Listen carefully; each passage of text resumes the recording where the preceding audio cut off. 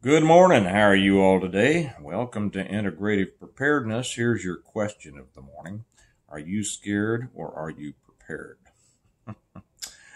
Those of you who are with us over on Patreon have seen the video that my kids made about, I don't know, 7, 8 years ago, 9 years ago, something like that. They were going to start a little channel uh, uh, about preparedness for kids. They didn't end up doing it, but their tagline was "Don't be scared, be prepared." It's a common phrase used by many, but it's so true.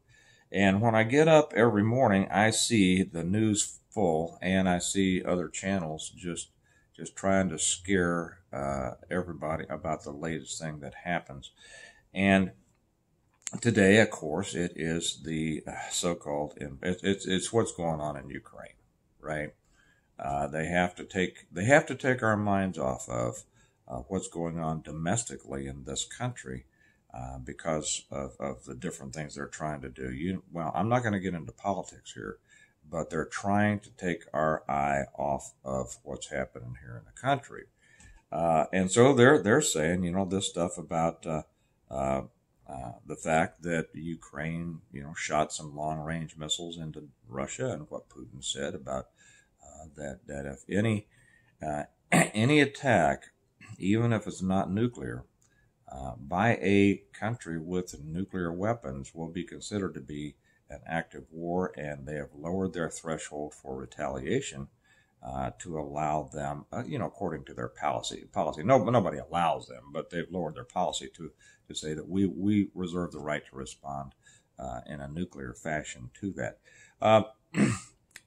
This is fodder for the news. It's fodder for everybody who wants to be afraid. It's fodder for everybody who wants to make other people be afraid. And more things, of course, have happened today. But my question is, are you allowing it to affect you? And if the answer is yes, I want to tell you not to. Every day, and because you have to be in control. If you're going to truly be prepared, if you are going to be what we call a PMP, a preparedness-minded person, you cannot let fear dictate your thoughts, your actions, anything. Every day I put up something to start the day over on the Patreon channel. For those of you who aren't with us, we'd love to have you. The link is down below. It's a great community, but today I put up 2 Timothy 1:7, and it says that the spirit that God gave us is not one of fear, but of power, of love, and of self-control or self-discipline. Okay? We are not to go through this world fearful. Fearful gets in the way of you being able to make the right decisions. If you've heard the videos that I've made, again, probably just on the Patreon side, where I talk about the enemies and attacks, and I say that people who are not used to dealing with emergency situations or being used to being attacked and aren't prepared for it, haven't trained for it, haven't tightened themselves up mentally to be ready for it, are always met with three enemies. And the first one is confusion, the second is fear, and then the third is the attacker or the situation itself. And this kind of translates into how many people are living their so-called preparedness lives. The world is confusing. They're trying to keep you more confused every day. Look at this, look at that, stop looking at this. This is now the most important thing to be afraid of, blah, blah, blah. And then they want to keep you in that constant cycle of fear. And as long as you are running on that hamster wheel of fear, you're never going to be able to set a line of what you need to be doing. You're going to constantly be reacting to things. You're going to be the victim of the latest scary thing. And you're never going to get accomplished what you need to get accomplished in order to really be prepared. That's what you need. That's the main thing. If somebody says, what is the main thing that I need to do to be prepared? That is the number one thing that I would tell most people. Stop being scared. Don't let fear drive you. Take a good hard look at the world around you. Take a realistic look at the world and identify those threats, those challenges that you know you may be faced with. And then ask yourself, what do I need to do to prepare for that, to be able to go through those challenges?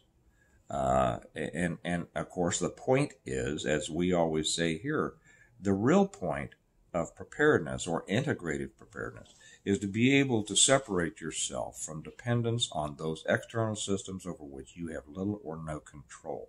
And the extent to which you're able to do that is the extent that you're able to live a life of self-determination. And that's what you want. And you don't just want it situationally. You don't want it just in case there's this or in case there's that. You want it to be an integrated, a total preparedness that no matter what happens out there, you go, okay, well, we're ready for that. We're prepared for that. Here's what we do.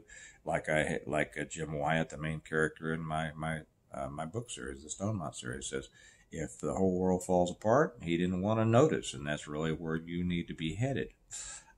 When I look at other, I don't really want to.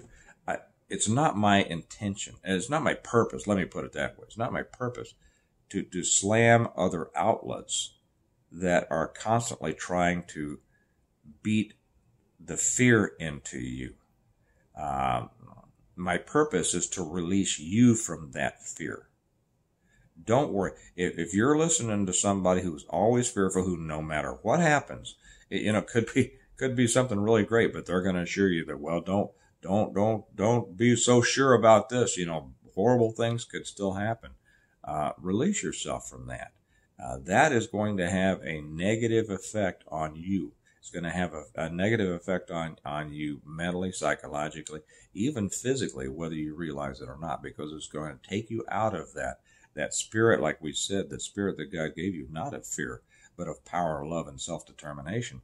It's going to take you out of that, and it's going to bring you back into the reacting to this fear porn that's been dished out by others for you to lap up. And I tell you, the feeling that comes from that is not a good feeling. It's a fearful feeling. It's a sick feeling. And that's not what you want. So whatever's happening out there, yeah, there's a lot happening. We know what it is. What you do about it is entirely up to you. Entirely up to you. It should be. And if you give that over to others who want to constantly feed you negativity, you're allowing them to determine your future. Does that make sense? Okay. If you have, people depending on you, I have kids, you probably have kids or grandkids or things like that. Who do I want being responsible? Who do I want their futures? Whose hands do I want their future to rest in? Mine, who is going to be constantly moving ahead positively and preparing, or somebody else who is constantly dishing out the doom and gloom and despair and all this about, oh man, so something's coming, it's the end of the world, it's this and that, it's the nuclear this and whatever, that then you react to and don't make the right decisions. Okay, so you're gonna hear more of this, and I know that the doom and gloom sells. I know that those kinds of videos get all of the views, because people, there is a type of personality that just, they feed on that. Okay, I hope you're not one of that, and most of the people here on this channel are not like that. That's why you're here, right? But my job, I think, every day here is to continue to reinforce this message that your future lies entirely in your hands. And it's like they say, we don't plan our lives, we or we don't decide on our lives, we decide on our habits, and our habits dictate our lives. That's exactly right. And you need to have a daily habit of positivism and forward progress and an elevated mind, a mind of responsibility, a mind of self-discipline, of self-control, of seeing things clearly and not seeing them through this prism of doom and gloom and woe is me. Most of the world out there is like that, to be honest. Most of the world out there is like that. They would rather have a problem to worry about than get up and apply themselves energetically and positively to create a better life. Your life, what your life becomes, is entirely up to you. Under the direction of the good Lord, make Him first, and He will direct your paths. And then walk that path. Walk it as He shows you to do it. Okay. Okay. So that's. I'm going to make another one here in a minute, and it's about a movie in my books. But that is the most important thing that I think I can share with everyone today. And I know that there's going to be a lot. I mentioned Patreon a couple of times. I'll mention it again only for this reason. Because if you're not over there, it is probably one of the most educational, positive channels you will ever be on. Not because of me, but because of the people that are a part of that community. They are so helpful with each other. They are so thoughtful. They're very, very smart people.